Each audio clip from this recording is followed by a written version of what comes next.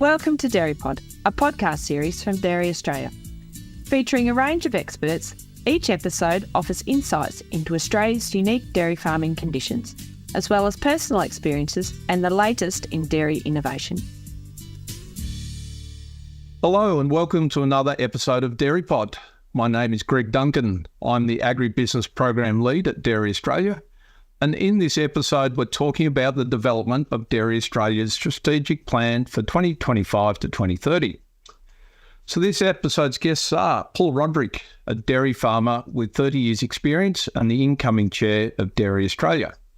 We also have David Nation, Managing Director at Dairy Australia.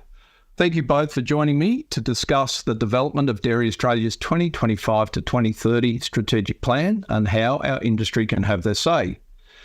David, for those who may not know much about your background, can you please tell us a little bit about yourself and your connection to the dairy industry? Hi, Greg. Great to be with you and talking strategy. I've basically spent my whole career in dairy. I studied agriculture. I've had a chance to travel the world with my career in research and in commercial roles. I'm now 6 years in the role as Managing Director, and very much enjoying being active all around the country and being active in many parts of the dairy industry.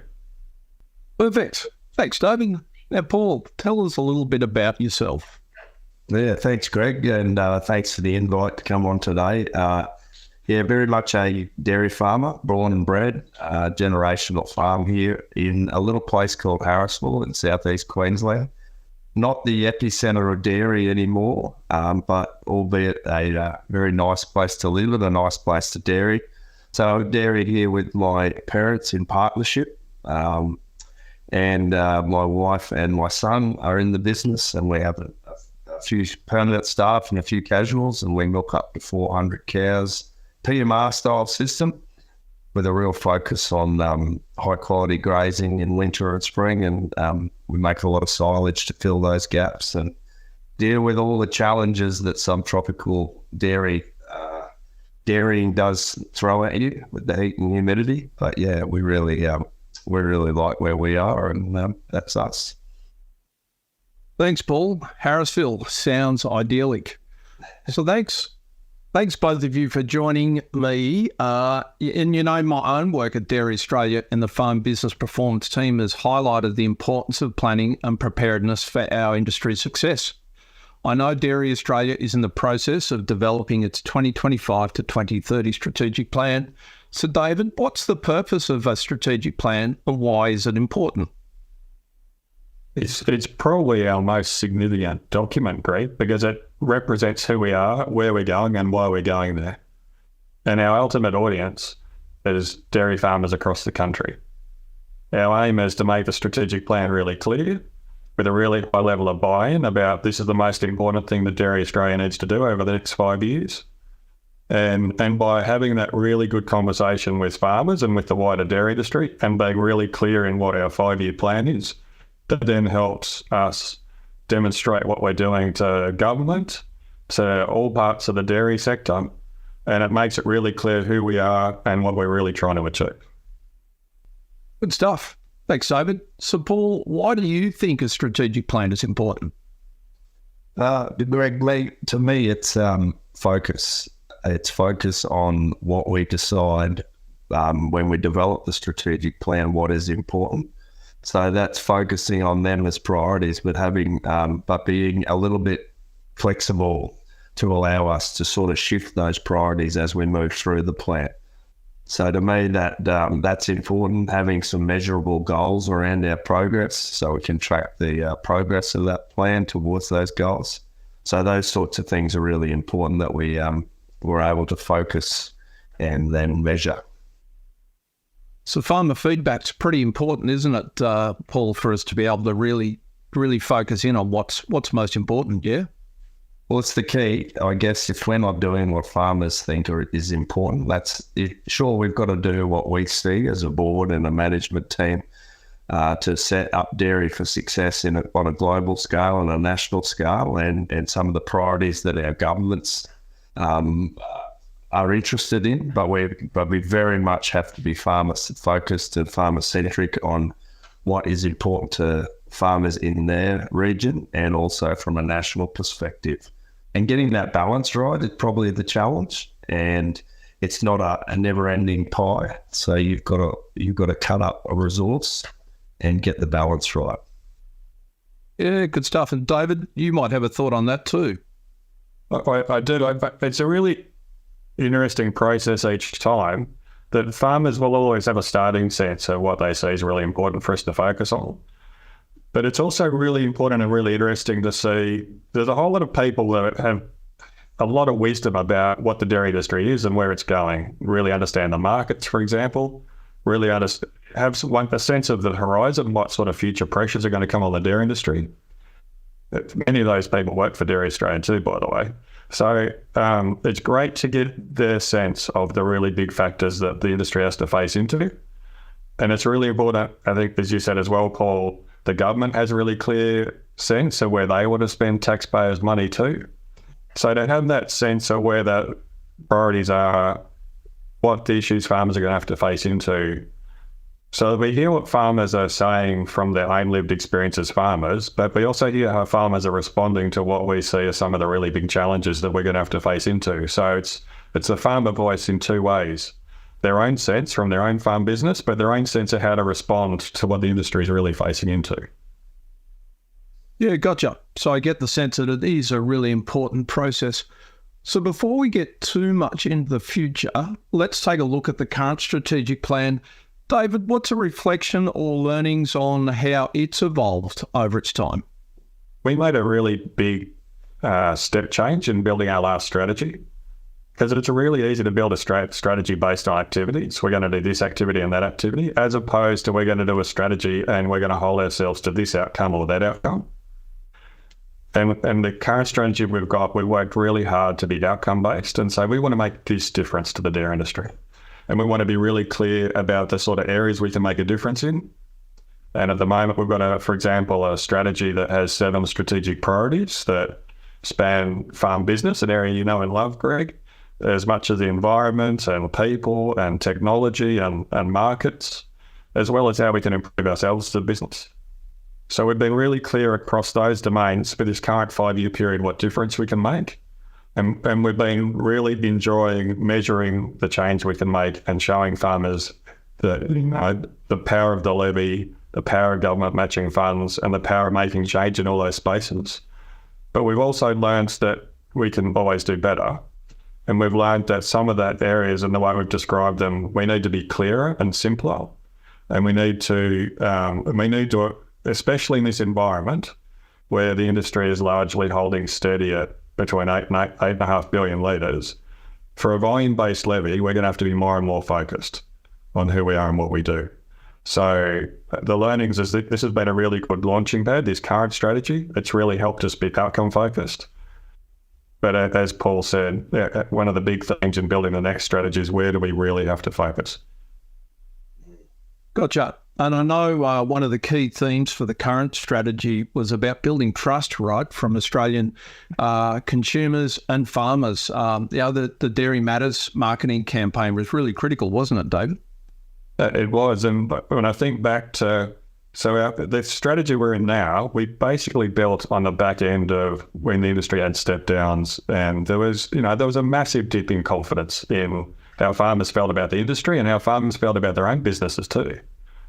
So, and when we went around the country 6-7 years ago and talked about these things, there's a massive gap between how farmers thought they were seen by the rest of the world and how the way the rest of the world sees farmers. And one of the things we've done is we've really focused on marketing to lift that level of trust. And we can now show that, and we can show farmers, and we really enjoy showing farmers how far we've actually pushed the trust meter up. Yeah.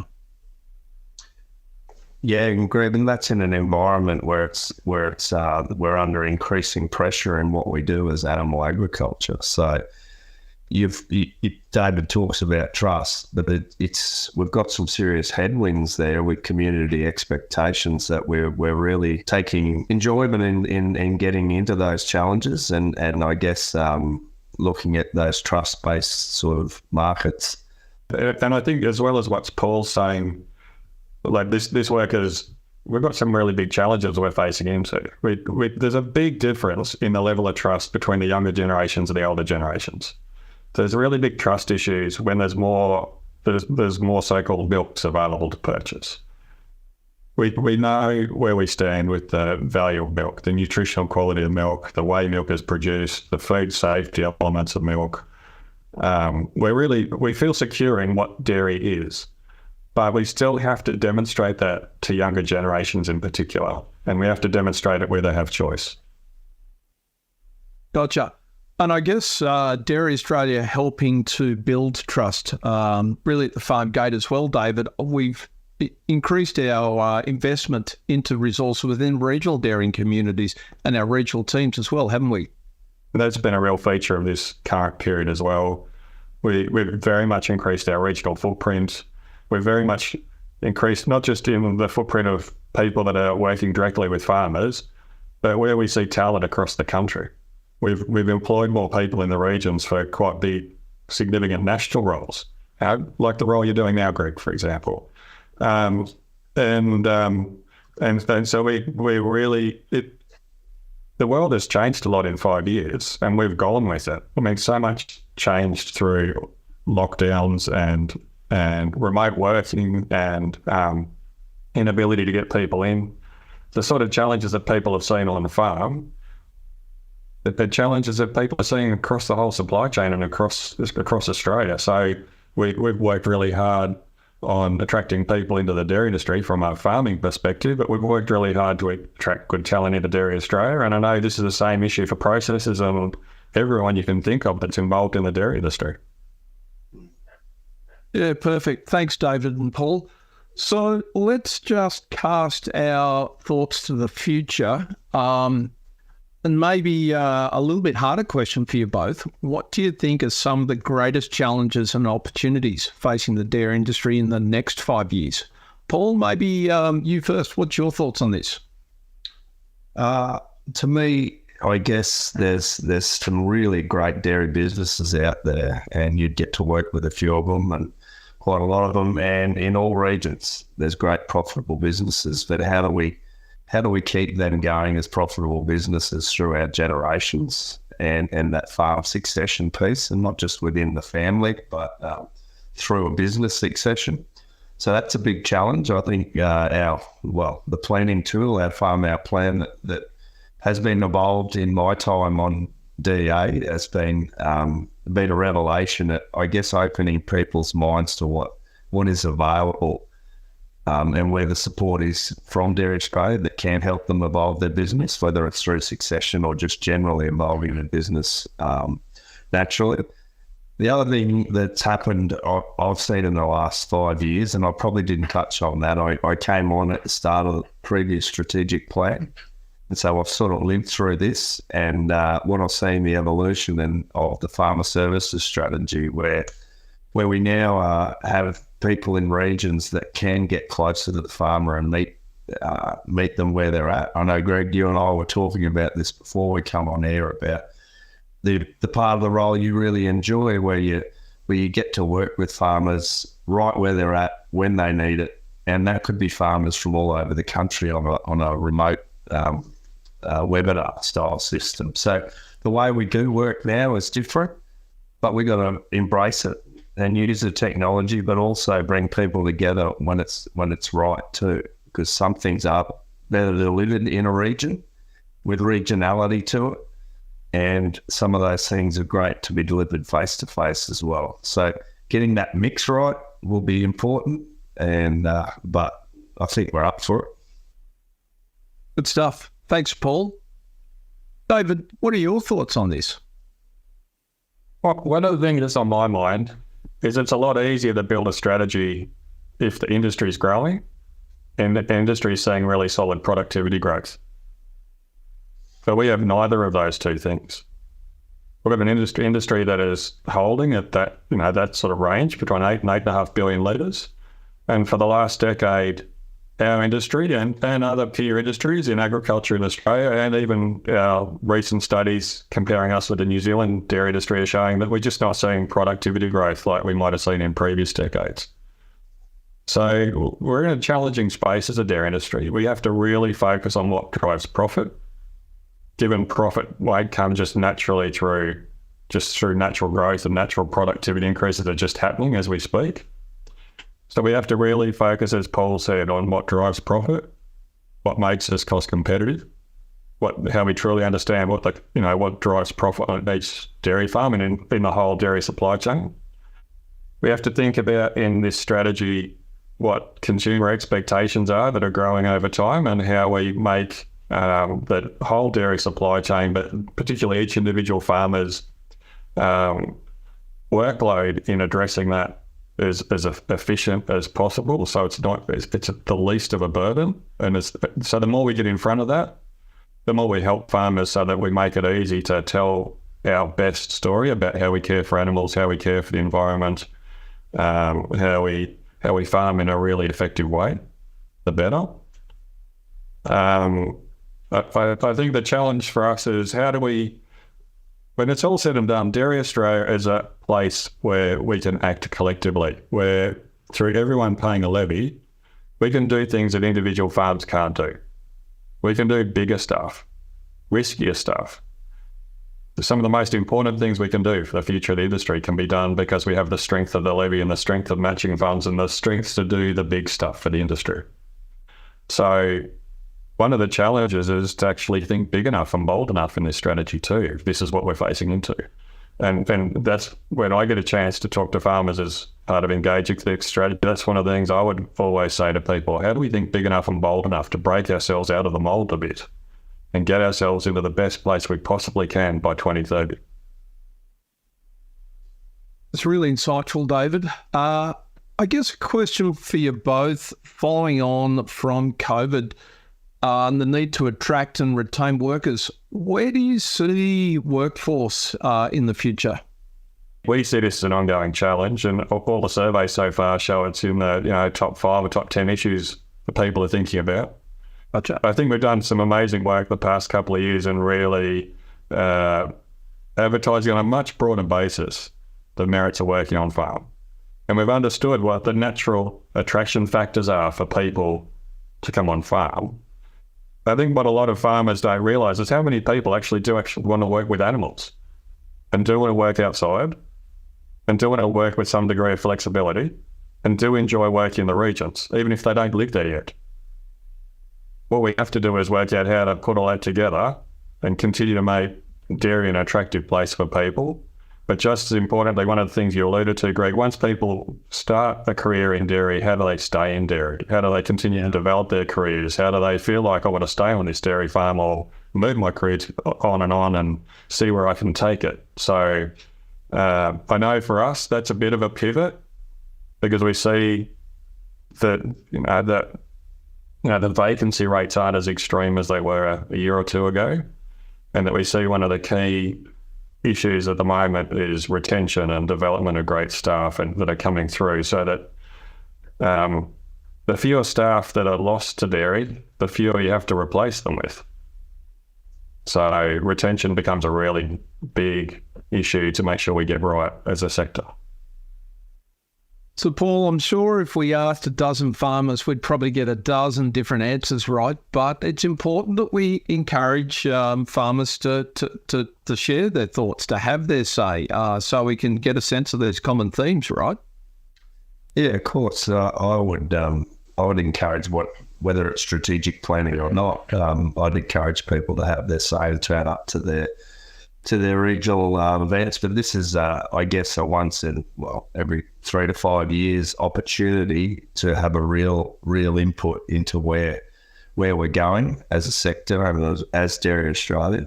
So it is your opportunity, but there is always ongoing opportunity for feedback, whether it's through regional staff or when we're out in the regions. And that's probably been a highlight of what we've done as a board is with James's leadership and David, we have got out in the regions more. We are more engaged with farmers where they are at and on their own turf.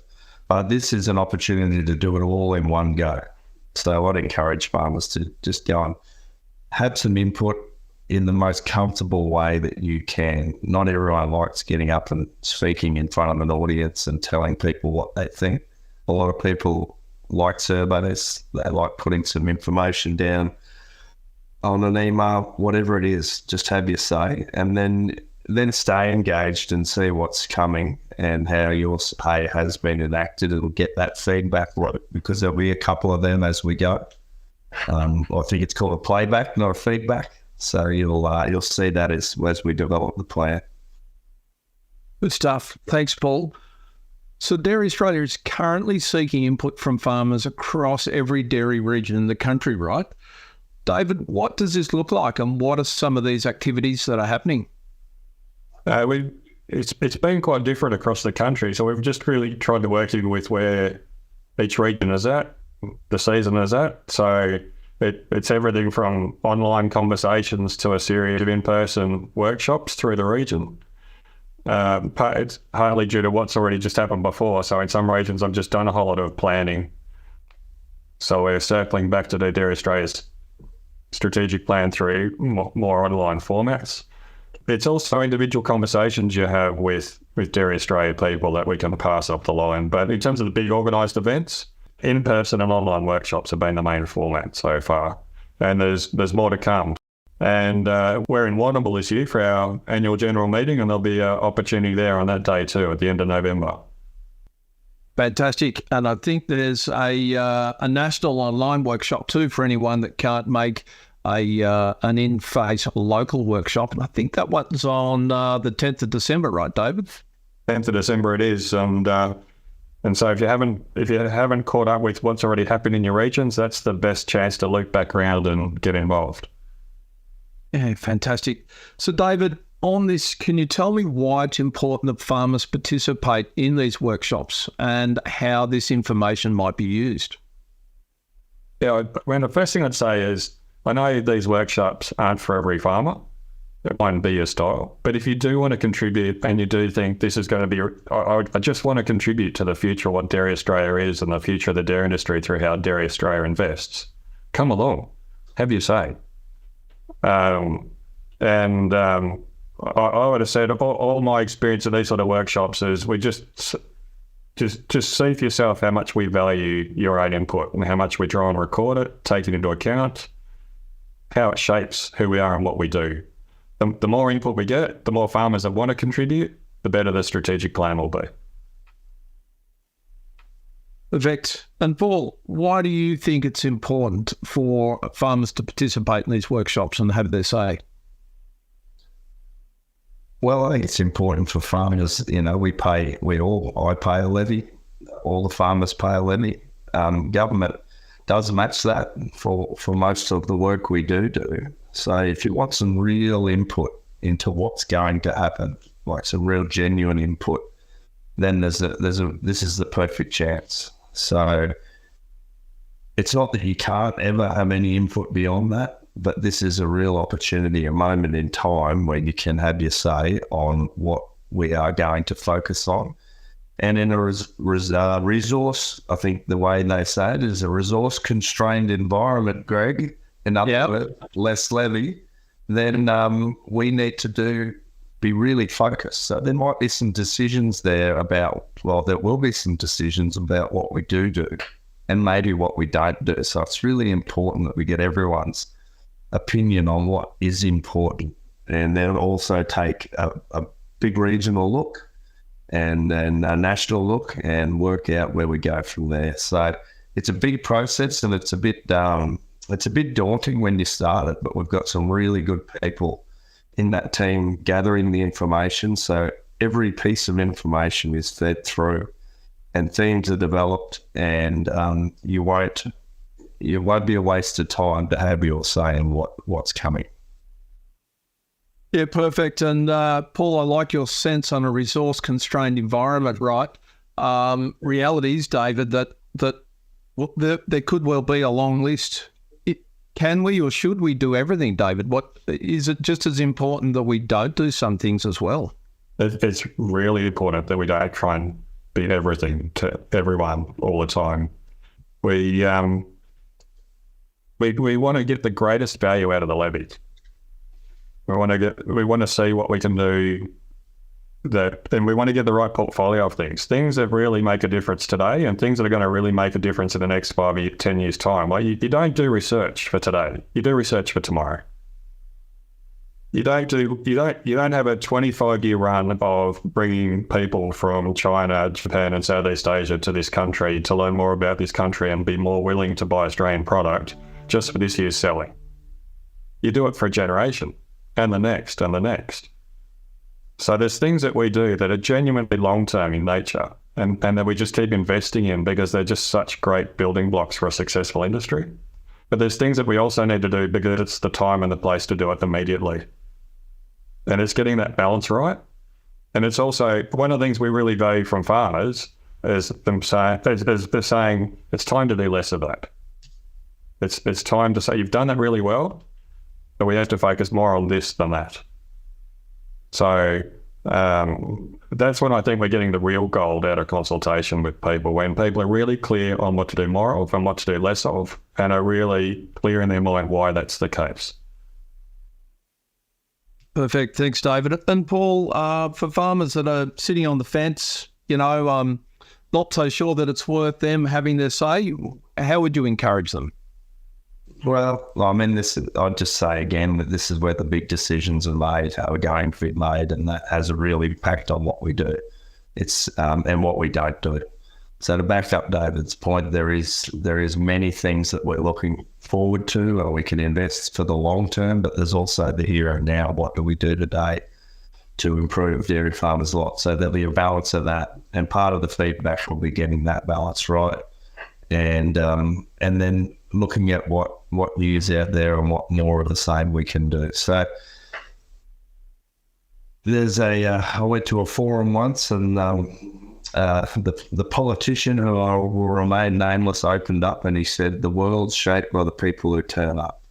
And if you turn up, you have an opportunity to shape the Dairy Australia strategic plan. And that really sat with me, Greg, and I sort of always like to turn up to whatever it is to have your say, and then you can know that hopefully it's being taken on, and part of what we do going forward will be part of it. Great insights, Paul. So if you'd like to find out more about Dairy Australia's current strategy, you can visit dairyaustralia.com.au/strategy.